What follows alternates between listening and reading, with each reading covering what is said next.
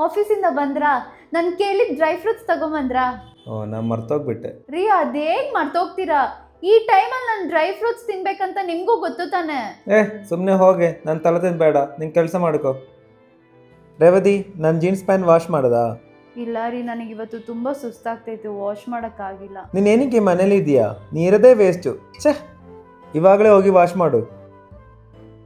ರೀ ನಾಳೆ ಹಾಸ್ಪಿಟಲ್ಗೆ ನೀವು ಬರ್ತೀರಾ? ಸ್ಕ್ಯಾನಿಂಗ್ ಐತೆ. ನನಗೆ ಬರೋಕ್ಕಾಗಲ್ಲ, ನೀನೇ ಹೋಗು. ರೀ ತಿಂಗಳು ನೀವು ಬಂದಿಲ್ಲ, ಈ ತಿಂಗಳಾದ್ರೂ ಬನ್ನಿ.